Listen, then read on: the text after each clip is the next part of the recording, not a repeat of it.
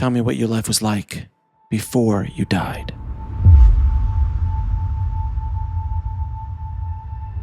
I was 28 years old and I was married and I had 2 young children, and my husband's career was really taking off. I had finished college and had gone to law school, but I was not working at the time because I had a 4-year-old and a 2-year-old, and I was staying home with them, and things were going great. My husband and I had been married at that point for 8 years. So it was the first anniversary of the death of my grandfather in the Jewish faith. On the anniversary, each year, the anniversary of the death of a loved one, they will read their name services in synagogue. So I decided I was going to go to hear my grandfather's name read. My entire family was going to be there, my parents and my sisters, and my husband was actually out of town on a business trip. And so I decided to take my 2 little boys and go to services. And so I got myself and the boys all cleaned up and dressed up. And in fact, we looked so good.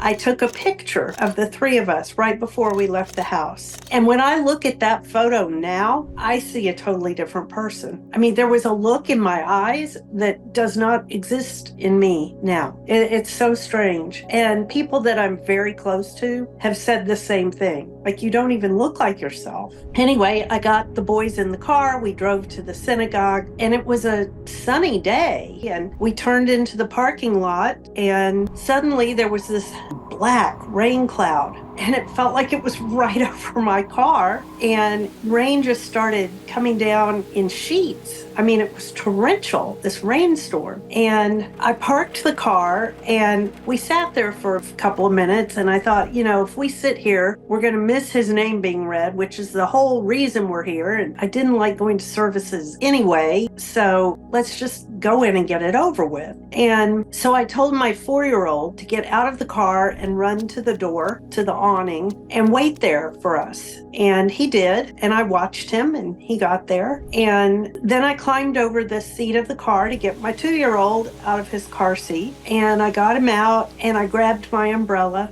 big mistake, and opened the car door, and we stepped out into this horrible storm. And I realized I couldn't carry my 2-year-old. I couldn't carry him and handle the umbrella and handle my purse, and it was just a lot. And I figured I was going to put him down and hold his hand and hold the umbrella. I was holding his hand with my right hand. I had the shaft of the umbrella like all the way up the umbrella and had it down real close to my head. So my wedding ring was touching the metal shaft of the umbrella. And we started walking. And being 2, he didn't have real long legs, so we were taking short steps, and suddenly there was lightning and thunder, and I glanced at my hand holding the umbrella. I shouldn't be carrying an umbrella. There's lightning. And before, I was like telling myself, just let go, just let go. You'll get wet. That's not the end of the world. Just let go. And before I could let go of the umbrella, this was told to me later by someone that witnessed it, there was a large bolt of lightning with this tiny, tiny little tine coming off. And it was that tiny little tine that touched the metal tip of the umbrella. And that didn't knock me out. It hurt, but it didn't knock me out.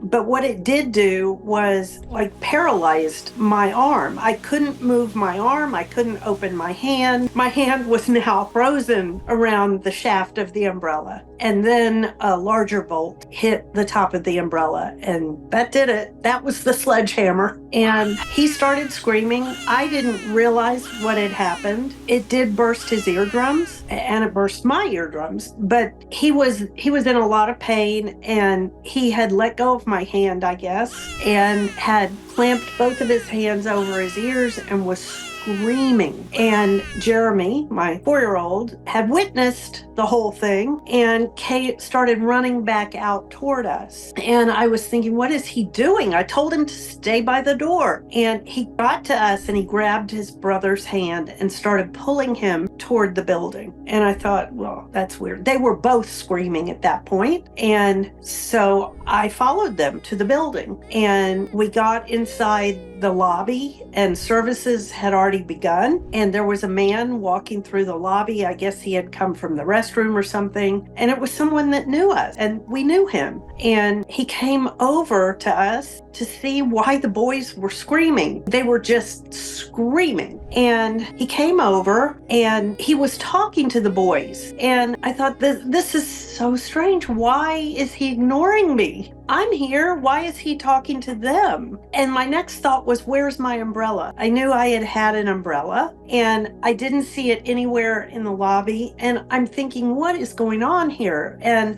I looked out the door in the lobby there had a narrow glass window. And I looked out the window and I saw my umbrella, and it was like on fire or smoking. And it was just the metal skeleton of an umbrella, and smoke was coming off it. And my gaze kind of shifted to the right, and about 20 feet away from the umbrella, I saw myself in the parking lot from the lobby of the building. I could not wrap my head around what was going on.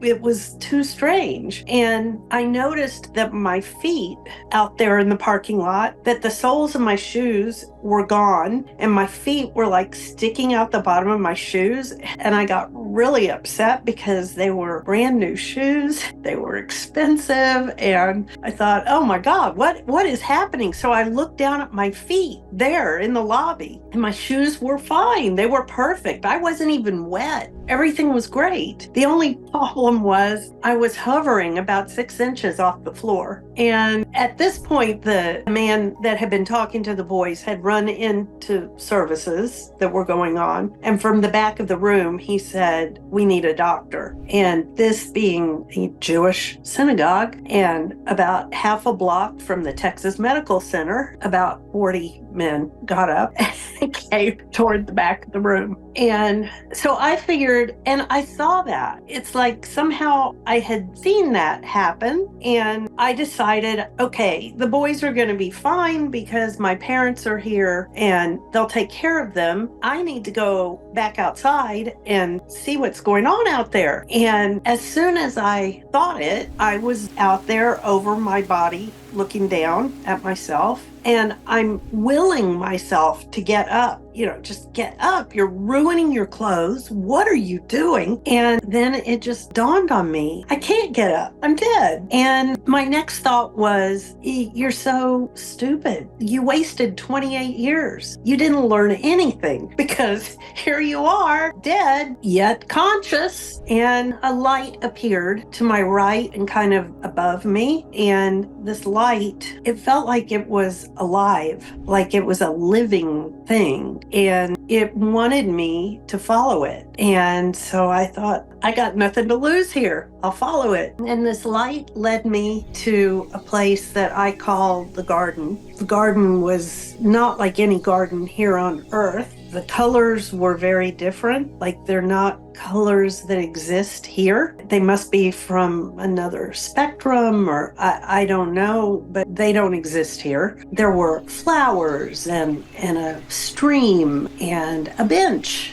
And it was a very ornate bench. It looked like it had been hand carved out of some glossy wood. I don't know. It was very ornate. Once I was in this garden, I had this overwhelming feeling of unconditional love. It was overpowering. And when I say unconditional, I thought I knew what unconditional love was. I had children. I loved them unconditionally. But this was a whole different level. This was something completely different. There just aren't words to describe the depth of it, the breadth of it, the whole thing. It was overwhelming in a good way. Then a voice told me to sit down on the bench. The voice was my grandfather, who had died a year earlier. And when your dead grandfather tells you to sit down, you sit. So I sat down on the bench, and he sat down next to me, and he told me that we were going to have a conversation, and that he was just going to put the information into my head. I wouldn't hear his voice anymore. I don't think it was my grandfather. I do believe it was God talking to me. I believe that he was using my grandfather's voice so I wouldn't be be terrified. I never did turn and look at him. I was afraid to look at him,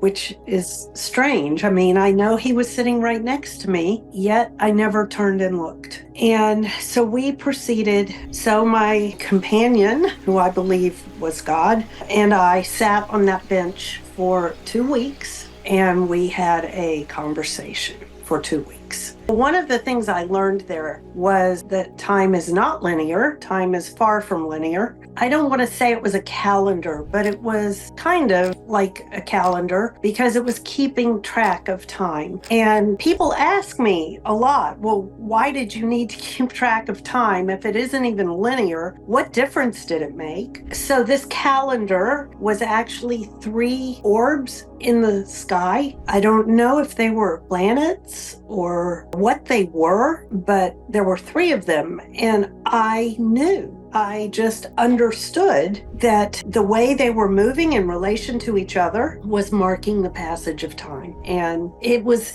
I say it's a download. It was like all of this information was just instantaneously downloaded. Suddenly, I understood physics. But while I was there, all of the answers were there. And so we had this extensive conversation for 2 weeks. A lot of it was about my family and just personal stuff about me, my husband, our kids, my parents, just stuff that would be mundane to anyone else. Well, I was told that I could stay there if I chose to. And if I chose to stay, I would follow this path. There was like a path through the garden, and it led to a mountain range that was off to the right. And that light that I had followed to the garden had moved behind the mountain range. So the mountains were backlit by this light. And I was told if I decided to stay, I would go beyond the mountains. And that's permanent until you decide to come back into a different life. And if I decided to go back into this life, that was fine too. He said he was going to help me make the decision by giving me information about certain things about my life if I chose to come back. He told me that it would be physically very painful because I had burns from the lightning all over me, especially the bottom of my feet, and also that it would be very difficult from a pain standpoint to get back into my body because when I left my body, my soul had expanded and it was much larger than my body at that point. So he said he was going to have to squeeze me very tight and to get me back into my body. And he told me things about my marriage, that I would end up getting divorced if I decided to come back. And you don't argue with God. It's not advisable. But I didn't understand why he was saying that because we had been married for 8 years at that point and we were happy. I mean, I didn't see this happening. And I said, no, I don't think that would happen. And he said that would happen. And he said, because look, if you go back, you're not going to be the same person you were when you left. And I said, well, if there's going to be a divorce, possibly, I need to be the one to raise my kids. I don't want him raising the kids. So I guess I better go back and finish that job. He said, well, it's not just 2 kids. You're going to have a 3rd one. And that one will be a girl. And she's already selected you to be her mother. And again, if anyone had told me that reincarnation was a thing and you pick your parents and you make all these decisions before you even come into this life, I would have said, you're full of it. No way. That is not true. And yet it is true. And so that was a tough lesson for me. But I figured, if someone has already decided they want me to be their mother, then I'm going to go back. I want to meet this person. Who would pick me to be their mother? And at the end of a couple of weeks, he said, okay, God is the pinnacle, the apex, the spirit that runs through all of us. He's the unifier. He's what brings it all together, all of humanity and beyond humanity.